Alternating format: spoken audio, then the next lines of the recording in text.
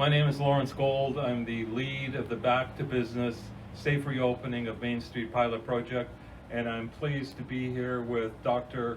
Gabor Lantos, and he has recently joined our team. Gabor, thank you for taking the time to assist me with this interview. I'm going to throw it right to you so you can get started.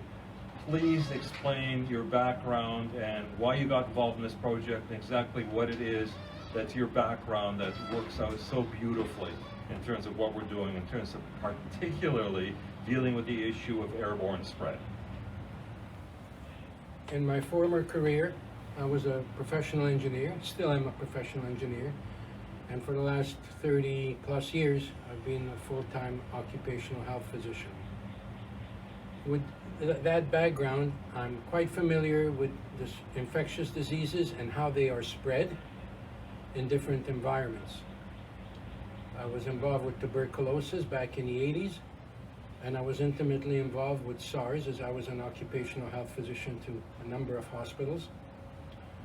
And with that practice and that background, I quickly became aware, reading the physical science literature, that SARS was spread via the air route, aerodynamically. As such, myself and my colleagues at one of the hospitals where there were a lot of SARS patients, we instituted appropriate containment and air handling measures. And despite the fact that we had 10 SARS patients, inpatients, there was no spread in the hospital, not to other patients, not to healthcare staff. Ever since that time, I've been a strong advocate promoting the fact that airborne spread of respiratory diseases, it's almost the same word. Respiratory, respiration, inhalation, we breathe in air.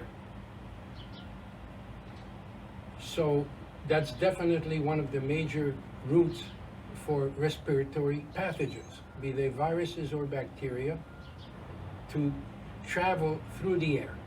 Most of the outbreaks recently and in the past have occurred indoors in congested areas with a lot of people moving about, and oftentimes started by a super spreader during times of shouting, yelling, and putting out a great deal of what are called viral loads, which are then spread through the air. Could you explain to us what attracted you to the BK2B and why you were you're so involved in this, and you're passionately involved? Please explain that to us. Well, I've been passionately involved trying to convince people about airborne spread. I've been doing that, as I mentioned, ever since SARS. In the professional circles, primarily.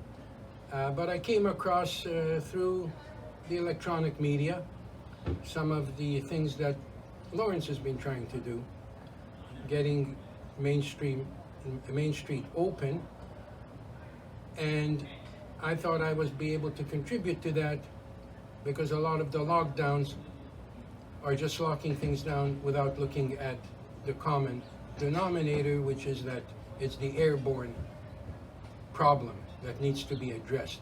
Just locking something and opening it up later is not going to be very helpful. Gabor, there's one question I'd like to ask you. We're now sitting outside on a patio. We are at least 2 meters apart. If one of us were infected and we were a spreader or a virus shedder, as they say, would we be at risk at all because of the fact that we are outdoors? There's no such thing as zero risk, but there is such a thing as extreme risk avoidance. And much of it lately has been that, risk avoidance in the extreme. And would you draw any distinction between the fact that we're in a restaurant or playing golf or on a basketball court? No. If it's outdoors, and again, there's a certain distance between the two parties, it's all the same. It's the ambient conditions, the environmental conditions, the sunlight, the breeze, the wind, and the diluting factor that will take care of any transmission. Let me ask you another question. And you hinted back to interior restaurants.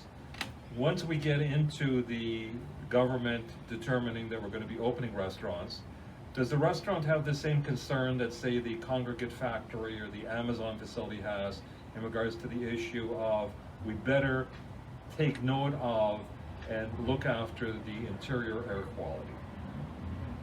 Well, certainly in times of any outbreak, epidemic, or pandemic, it would probably be essential to have proper air handling system if the owner or the operator wanted to keep the restaurant open. Now, anything that is put in does not have to be run all the time. Like many other things, they can be shut off, turned up, turned down. I'm using that figuratively. So when times are normal, the HEPA filters, the air circulation, the air exchanges, all these things can be lowered. Using these terms figuratively, they can be lowered. And in times when there are outbreaks and the risks go up, then the air handling system can be optimized. Now, of course, there's additional cost to that, but there's also the benefit. The restaurants that have proper air handling systems will have a competitive advantage over those that do not. Now, you also introduced to me another discipline, which is the industrial hygienist.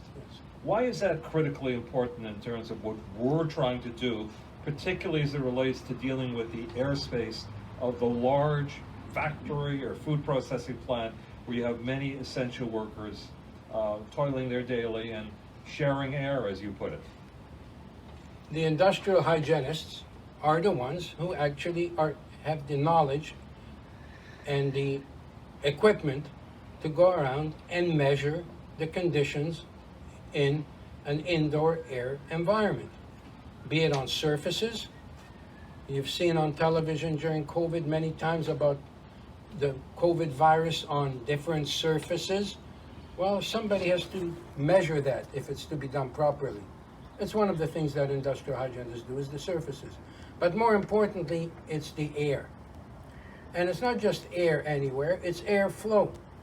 They know how the air is circulating within an indoor air environment, whether it's going left to right, top to bottom, from the window to the door, from the door to the window.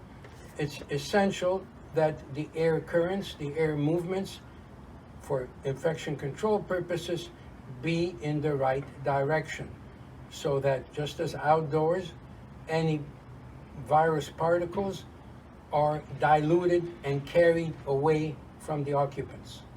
It is the industrial hygienists that will do this. They know how to measure how much fresh air compared to recirculated air there is. They will know how many cubic feet per person there is and how much more might be needed. This is their domain and this is their expertise. Anything to do with indoor air quality, movement, particle deposition on nearby surfaces, this is what the industrial hygienists do, and they will make the appropriate recommendations of how to upgrade any existing system. If I can just put this in simple English in terms of the logistics of it, we at Back to Business, BK2B, have established what I call a brain trust. And you've brought to us also industrial hygienists and industrial psychologists as well. So if somebody has a facility, because we're effectively becoming a consultancy group, they would come to us, and our first step, if they're interested in the airborne as well as the biocontainment, is to approach us. We then dispatch the industrial hygienist. They go, they do their testing, they figure out what has to be done, and that results in putting together a plan in which we then bring in the engineer, bring in the design team, do what has to be done and execute it. Is that correct? Absolutely.